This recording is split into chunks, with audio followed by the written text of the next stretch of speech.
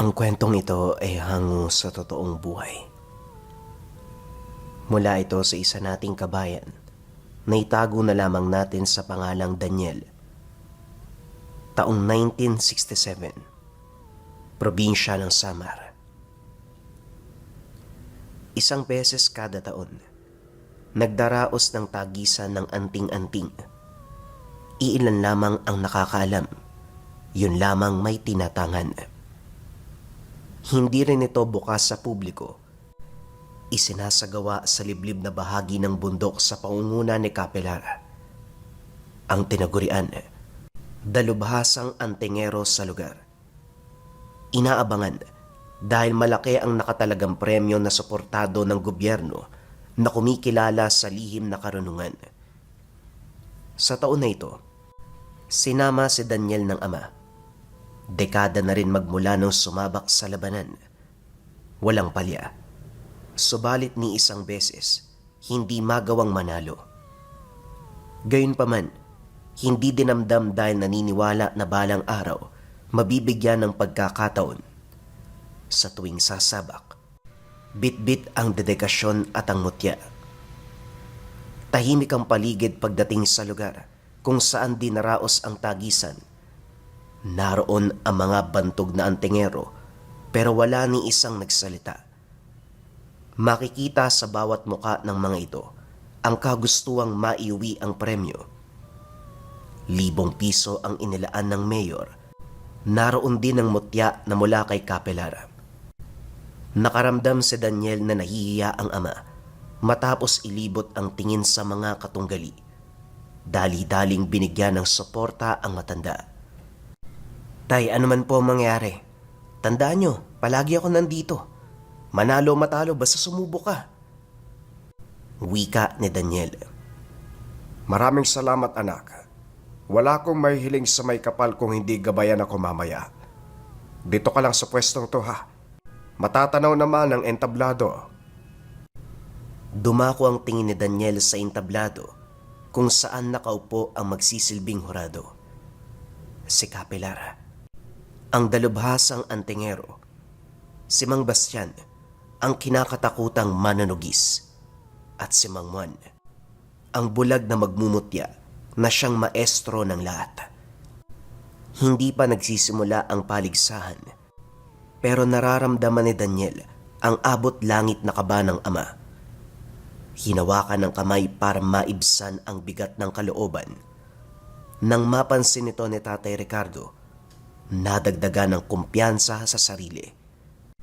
Nang simulan ni Kapelar ang paunang salita, lahat ng manlalahok ay nagtipon sa gitna. Ilang taon na nating pinagdiriwang ang mahalagang araw na ito. Kaya naman alam nyo na ang patakaran. Iwasan gumawa ng anumang gulo. Ang lalabag sa panuntunan ay diskwalipikado.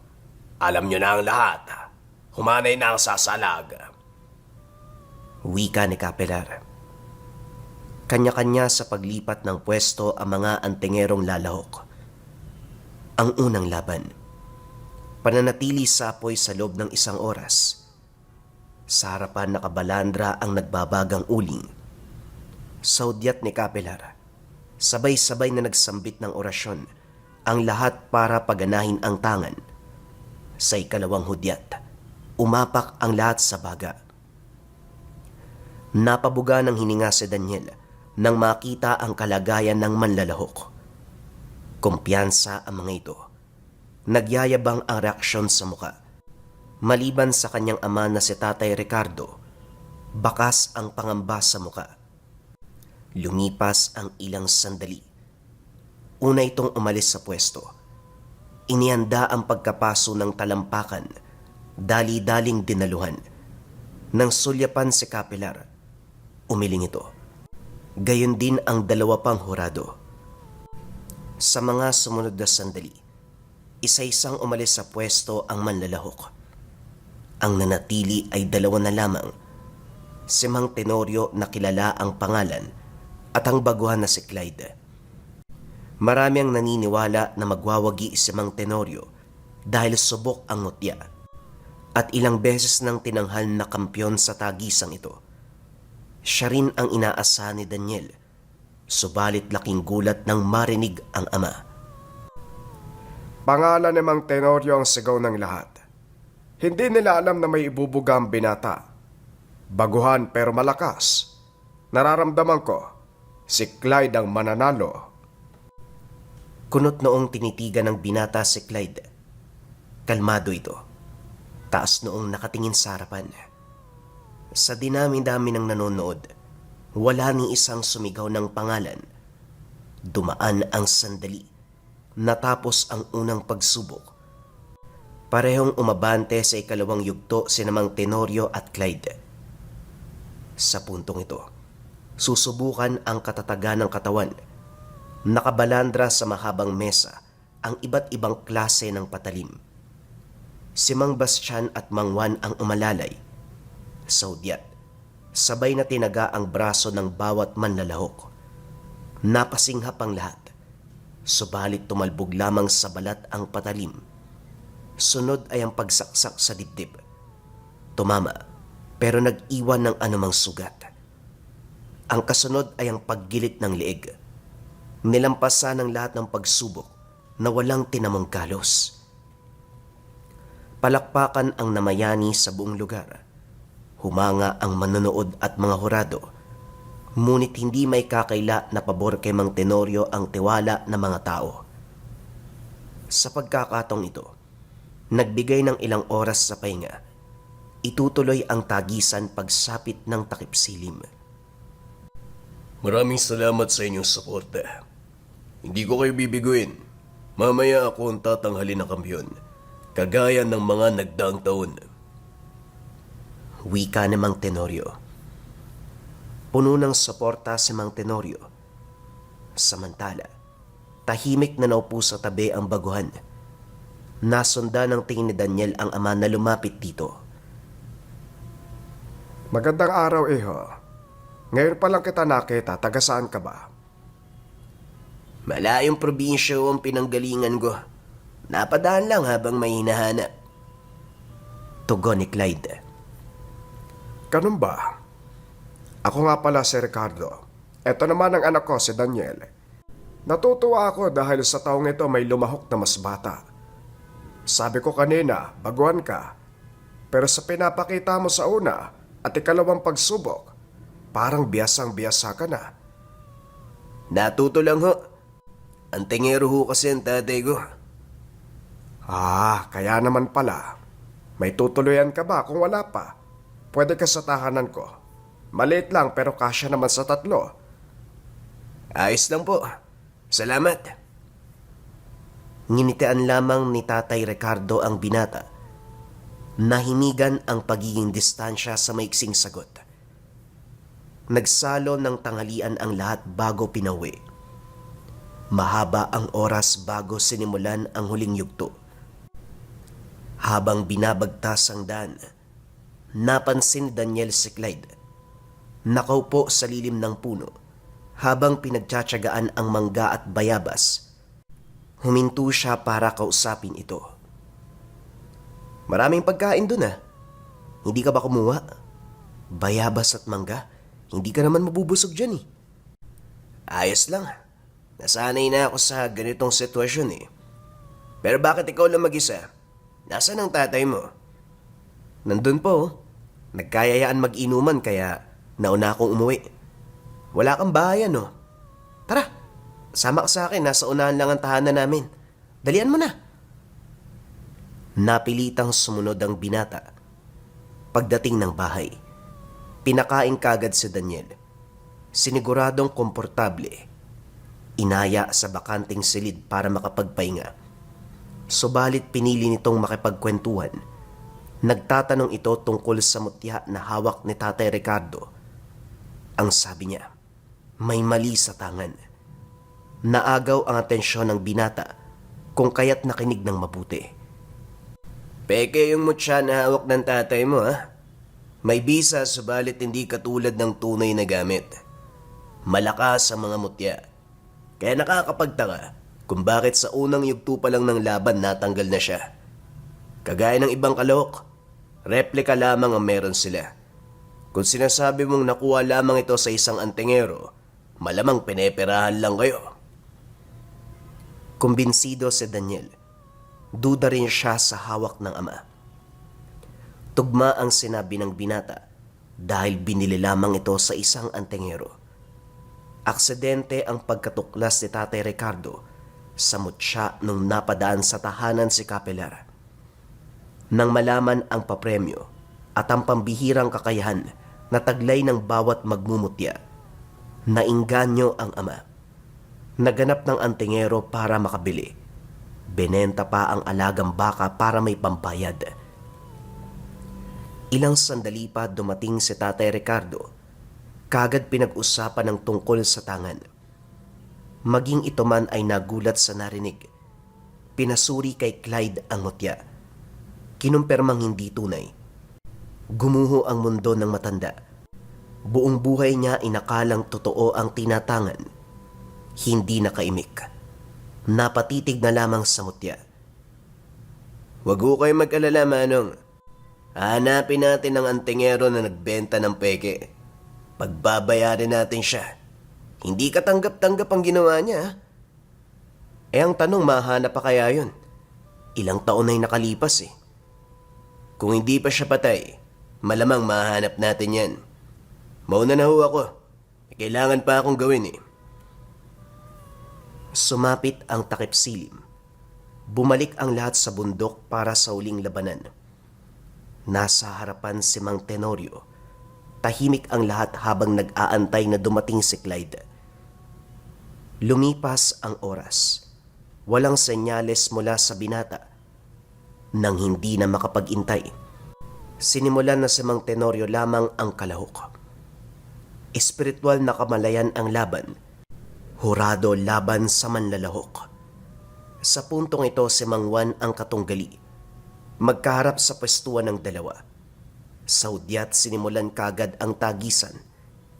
Sa mga unang segundo, bagyang napatras si Mang Tenorio kasabay ng pagbulwak ng dugo sa bibig. Nagmamadali sa pagbalik sa pwesto, subalit hindi pa nakaupo. Tumilapon kagad. Nanlaki ang mga mata ng lahat. Naniga sa kinakatayuan ng matanda habang kusang nabali ang iba't ibang bahagi ng katawan. Hindi lang yun. Bigla na lang nagtamo ng sugat. Lahat ng nangyari sa hindi malamang dahilan. Habang nasa kalagayan ni Mang Tenorio ang mga mata ng karamihan, dumako ang tingin ni Daniel sa nag-aalalang si Capelar at Mang Bastian. Sinubukang ihinto ang kaganapan, subalit masyadong pulido ang pananggalang. Nagtuloy-tuloy hanggang sa unti-unti nang bumagsak ang katawan ni Mang Tenorio. Sa kumpas ng kamay ni Mang Juan, ang malakas na hangin, ang bumuo ng ipo-ipo, nakalaunay naghagis ng palaso. Sa hudyat, pinuntirya nito ang matanda ngunit imbis na tumama, huminto sa ere at nawasak. Maging si Mang Juan, nagulat sa kaganapan. Nakita nila sa lugar si Clyde, taas noong nakatayo. Nakabalandra ang suot na tangan. Walang makikita sa mukha kundi kumpiyansa at katapangan. Napatayo si Mang Juan. Sa puntong ito nabaling ang pansin sa binata. Sumambit ng dasal. Bumigat ang pakiramdam sa paligid. Hindi naglaon sunod-sunod na hampas ng hangin ang humagupit kay Clyde. Kanya-kanya sa pag-atras ang lahat dahil tumama kung saan-saan ang atake ni Mang Juan. Maging si Capelar at Mang Bastian, bumaba ng intablado.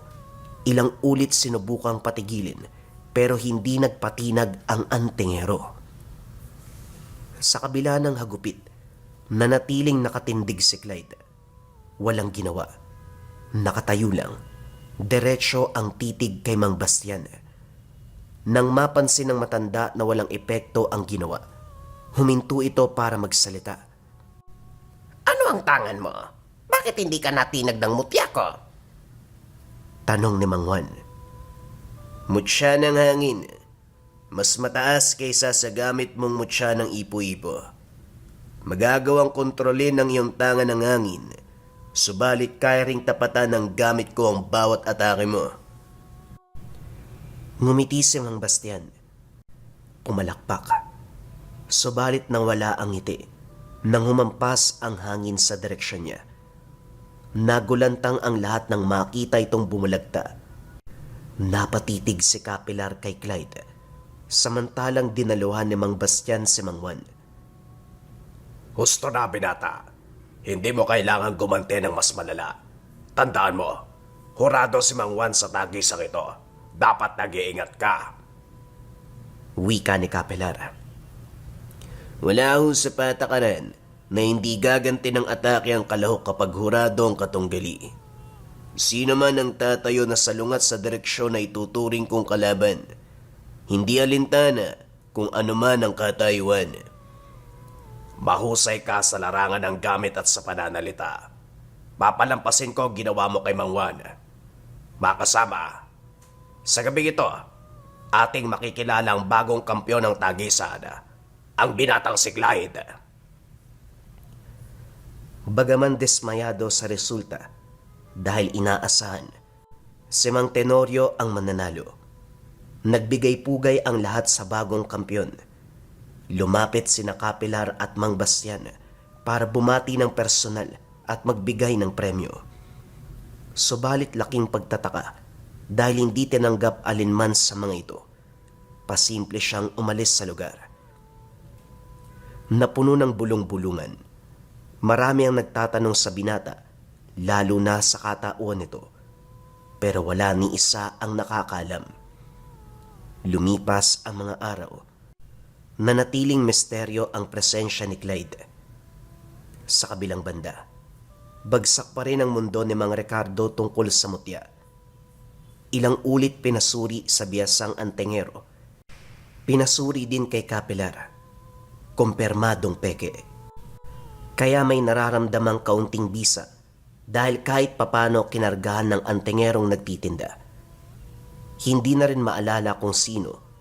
Matagal nang wala sa pwesto doon sa bayan, kaya't hanggang panghihinayang na lamang.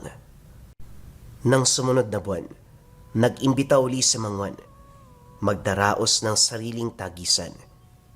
Pinapahanap si Clyde dahil nais makita ang kakayahan ng binata. Napansin ang pagiging malapit ni Mang Ricardo dito. Siya ang inatasang maganap. Nako, saan ko naman hagilapin ang batang yon? Daniel, wala ba siyang sinabi nung nag-usap kayo? Alalahanin mo nga para mapabilis ang paghahanap. Ilang araw na lang bago ang tagisan. Minamadali pa ako ni Mang Juan. Wala yatang tahanan yung lalaking yun eh. Nung inimbitan ko nga dito, sumama kagad eh. Napabuntong hininga si Tatay Ricardo. Wala mang eksaktong pupuntahan. Lumakad pa rin alang-alang sa utos ni Mang Juan. Hindi kayang suwayin ang utos ng kinikilalang maestro. Sumama rin si Daniel. Sinimulan ng paghahanap sa malalapit na bahay, sunod sa kalapit na sityo, hanggang sa nakaabot ng bundok. Marami nang napagtanungan, subalit wala ni isa ang nakapagsabi sa kinaroroonan ng binata. Ilang ulit kinumbinsi si Daniel na wag nang tumuloy dahil wala namang nakakaalam kung nasaan si Clyde. Hindi maunawaan kung bakit ayaw makinig ng ama. Nagsusumikap na mahanap ang binata. Sa paanan ng bundok na lamang nag-antay si Daniel habang patuloy sa paggagilap si Tatay Ricardo.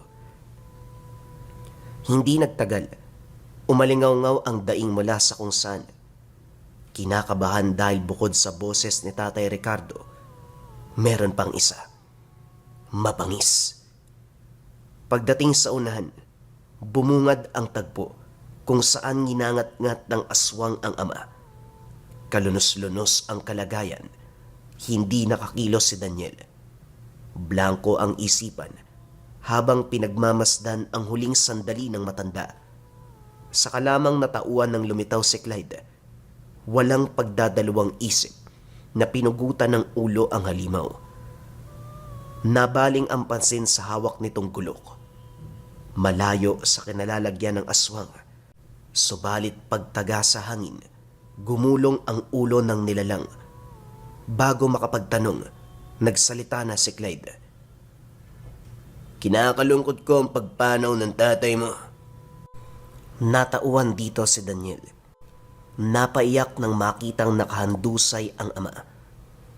Umalalay si Clyde sa paghatid ng bangkay sa tahanan. Ito na rin mismo ang nagbalot ng tela sa katawan, naghukay at nanglibing. Hindi makausap si Daniel, tulala sa kawalan. Nang makarating kina Kapilar ang nangyari, nag-abot ng pakikiramay. Hindi maunawaan ni Daniel kung bakit kailangan magtago ni Clyde sa sandaling bumisita ang matatandang antinghero. Nang mawala ang mga ito, saka nagpaliwanag. Sa puntong ito, binahagi ni Clyde ang kaganapan. Sa katunayan, si Mang Bastian ang sadya ng binata. Nagkataon na ito ang pumaslang sa ama at lolong manunugis.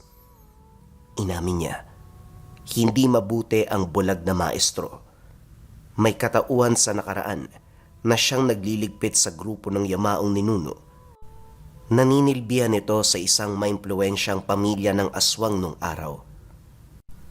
Nalinawan si Daniel kung bakit ganon ang takbo ng pangyayari sa araw na ginanap ang huling yugto ng tagisan. Wika pa ni Clyde, tatapusin sana sa sandaling iyon ng matanda. Subalit hindi tinuloy dahil sa presensya ni Mang Bastian at Kapilar.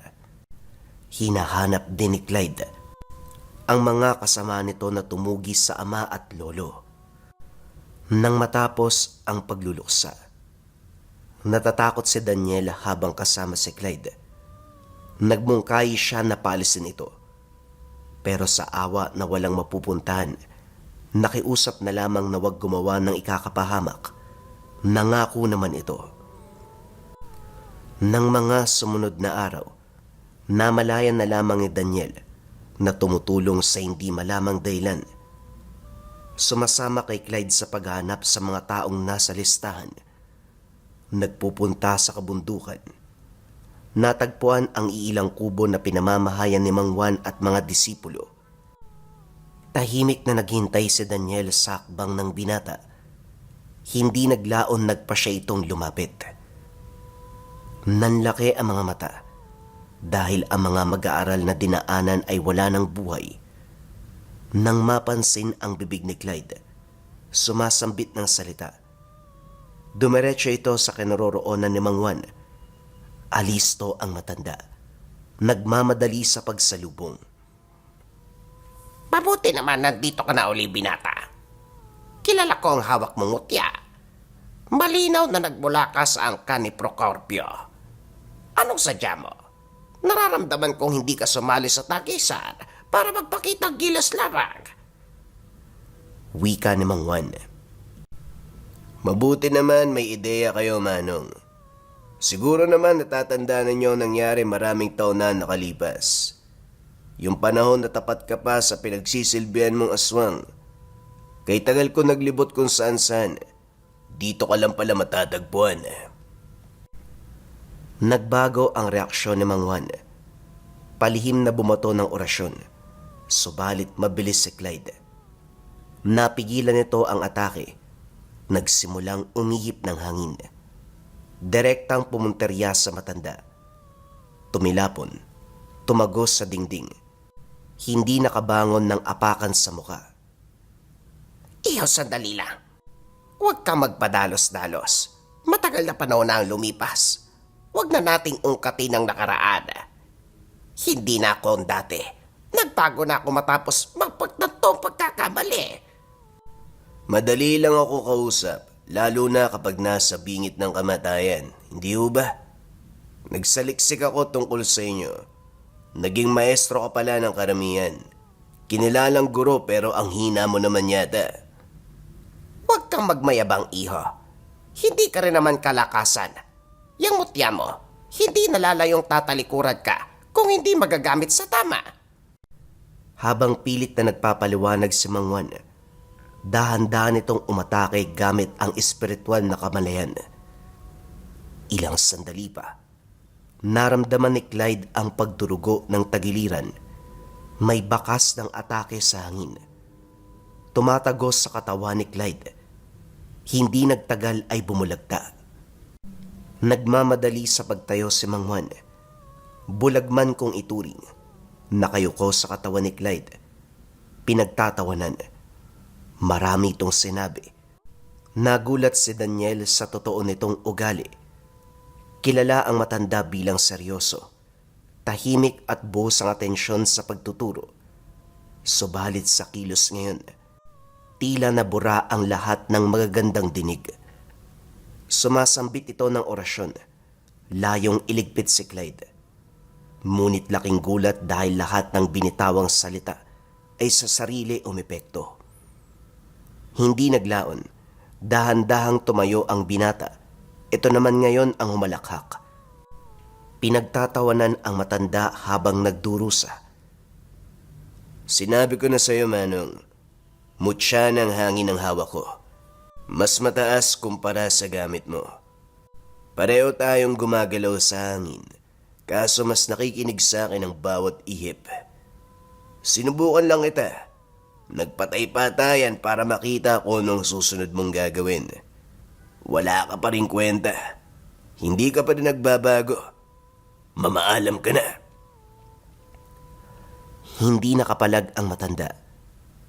Dahan-dahan na lamang tinanggap ang kamatayan. Paulit-ulit na sinaksak hanggang sa nalagutan. Kalmadong naglakad palayo si Clyde. Iniwang nagliyab ang katawan ng antingero. Nagmamadali sa pag-apula ang mga estudyanteng kakabalik lang sa ulirat. Binantaan ng mga ito na huwag magsasalita laban sa kaganapan. Sumunod si Clyde, namamangha sa galaw ng binata. Pagdating ng tahanan, sinamantala ang pagkakataon para puriin ito. Malakas si Mang Juan ah. Siya ang maestro ng lahat pero tinalo mo ng ganun-ganun lang. Kung ganyan lang siguro kalakas si Tatay Ricardo, hindi masasayang yung mga taon na ginugol niya para sa peking gamit na yun. Noong tagisan, may lason ang atake ko kaya naging mahina siya kanina. Tungkol naman sa peking mutya ng tatay mo, may nahanap akong huwad na antingero. Baka siya ang pinagkukunan ng gamit. Laganap ang produkto niya sa mga taong walang alam. Siya na lang din ang huling sadya ko sa lugar na ito. Pinalipas sa mga araw, hinayaang humupa ang usapin tungkol sa pagtugis kay Mang Juan.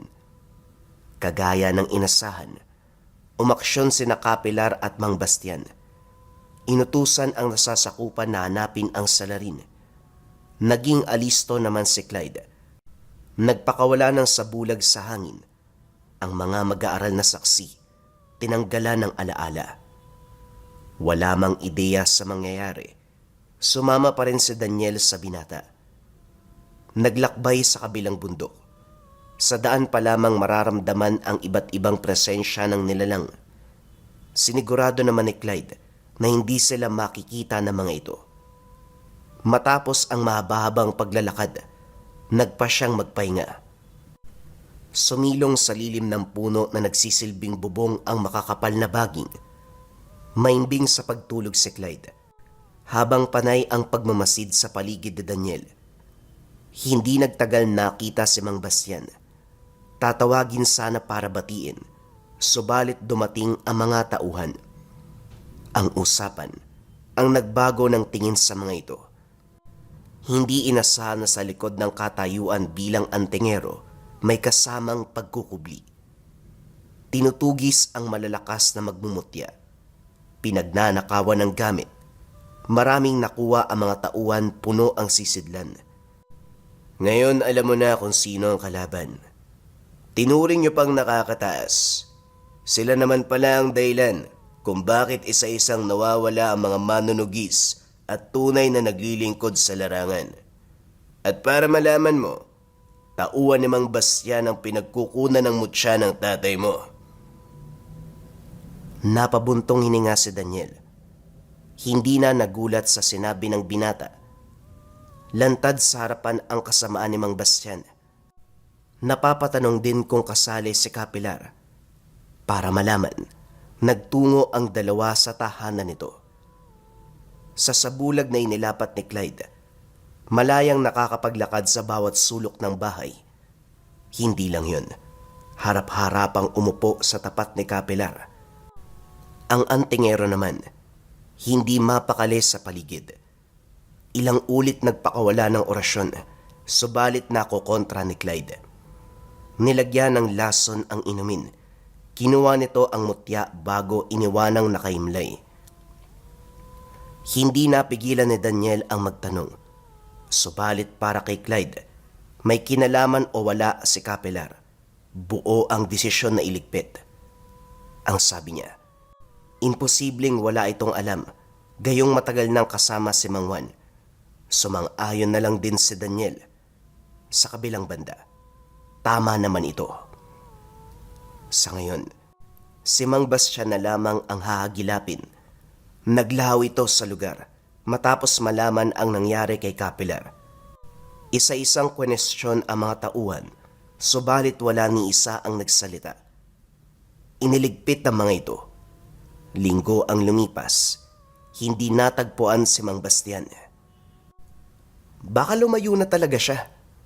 Sino ba namang hindi matatakot sa ginawa mo? Wala kang kinikilala eh. Patay kung patay. Dapat lang siyang matakot. Marami siyang atraso sa kapwa ko nagmumutya. Pinapas lang, pinagnanakawan ng tangan. Nagbebenta pa ng peke sa mga taong nagdanais sa magkaroon ng tangan. Konti na lang, may paghihiganti na natin ang tatay mo.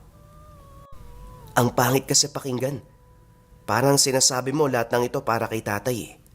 Hindi siya ang pinakarason kung bakit ginagawa mo mga bagay na to. Ganun na nga. Kasama ang tatay mo sa paghihiganti. Tatapusin ko lang ang huling laban. Hanggang dito na lang din ang pagkikita natin. Maraming salamat sa pagpapatuloy mo sa akin dito sa tahanan mo. Hindi na kaimik si Daniel. Nagmamadali sa pag-alis si Clyde. Gayon pa man minabuting sundan. Dire-diretso ang lakad. Dire-diretso sa sityo kung saan malayo na sa kabiasnan. Sa isang kuweba na mataan ang nakailerang sulo. Hindi nagtagal. Nasipat si Mang Bastian. Kausap ang iilan sa mga tauhan. Kumilos si Clyde. Nagpakawala ng orasyon sa hangin na siyang nagpabagsak sa mga tauhan ng matanda. Sinundan pa ng pag-atake gamit ang espiritual na kakayahan. Si Daniel na nanonood sa kalayuan, tanaw ang kalagayan ng Mang Bastian. Sumisigaw. Walang tigil na umaagos ang dugo sa bibig. Nagtamo ng sugat sa iba't ibang bahagi ng katawan. Bukod dito, dahan-dahang nabalian ang braso at binti. Tumabingi ang bibig. Lumabas sa pagkakatago si Clyde. Gulat na napatitig ang matanda. Itinuro ang binata, pero hanggang doon lamang ang nagawa niya. Ikaw ang utak sa taon-taon na tagisan ng anting-anting. Hindi paray pamalas ang lihim na karunungan, kundi dahil sa kasamaan mo. Ang mga nagdaang kampyon, isa-isa mong inililigpit. Iniwan si Mang Tenorio para kahit papano walang magdududa. Hindi lang yun. Nagkalat sa bawat lugar ang mga alagad mo para tapusin ang mga antingero. Pagnanakawan ng mutya at medalyon, hindi ko alam kung anong punto mo, pero wala na ring silbi. Susunod si Kapilar at Mang Juan sa kabilang buhay. Pare-pareho ko yung may atraso sa pamilya ko at sa kapwa ko antingero. Bumulong ng salita ang binata. Humiyaw si Mang Bastian. Sunod-sunod na bumulwak ang dugo. Nangisay at saka nalagutan ng hininga. Pasimple itong itinambak sa tabi kasama ang mga panggatong. Habang tinitignan ang katawan na dahan-dahang nilalamon ng apoy, inilabas ni Clyde ang hawak na mutya.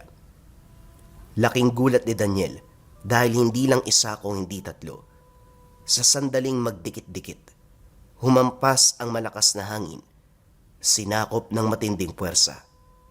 Matapos magbitiw ng iilang salita, naglakad ito palayo.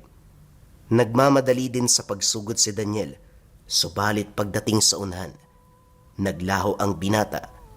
Sa takot na may makakita, binagtas ang daan pauwi. Sa ganong paraan natapos ang lahat. Maraming tanong si Daniel tungkol sa katauhan ni Clyde, sa 3 mutya na hawak nito at iba pang bagay. Kahit na nagpakilala ito, nakasama ng ilang araw, nananatili pa ring misteryoso ang presensya. Sinubukang hanapin sa kalapit na sityo at bayan, ngunit bigong natagpuan. Lumipas ang panahon, wala nang balita.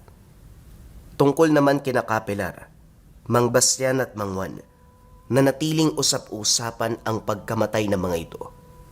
Maayos na nailigpit ni Clyde ang matandang antingero, kaya walang nagsuspetsya. Ang naririnig, ang saninang kamatayan ay dahil sa katandaan. Sa kabilang banda, sa ibang bagay na rin nakatuon ang atensyon ni Daniel. Kung minsan sinusubukan ng pagkakataon, may nakakasalubong na naglalako ng mutya. Hinihikayat na bumili. Pero dahil sa kaganapan, hindi nagpadala ang binata. Inilayo ang sarili sa mga bagay na naging dahilan ng kamatayan ng yumaong ama. Habang buhay, hindi niya makakalimutan na minsan siyang nagkaroon ng karanasan kasama ang isang malakas na tao na nagtatangan ng mutya ng hangin.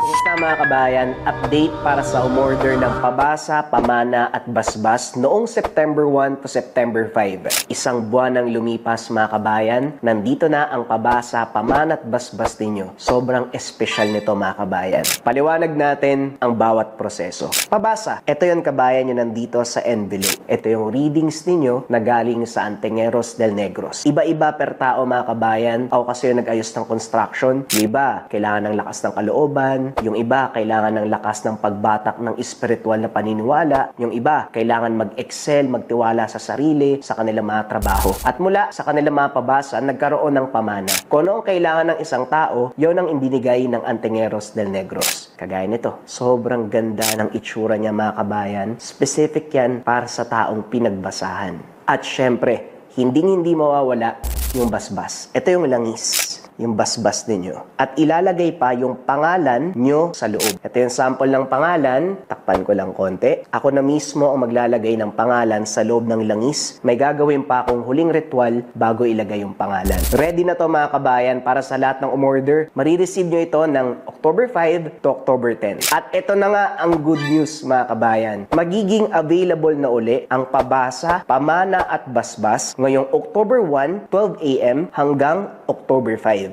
50 pieces lang kabayan. 5 days lang ang itatagal niya or hanggat merong stocks. Kapag nag-order kayo ng October 1 to October 5, marireceive nyo ito ng November 5 to November 10 pa. 1 month preparation. Sobrang specific, sobrang special para sa inyo. Para sa lahat ng interesado mga kabayan, sa website lang ito available. Paki-visit lang ang www.lecamerchandise.com. Mag-ingat sa mga scammers.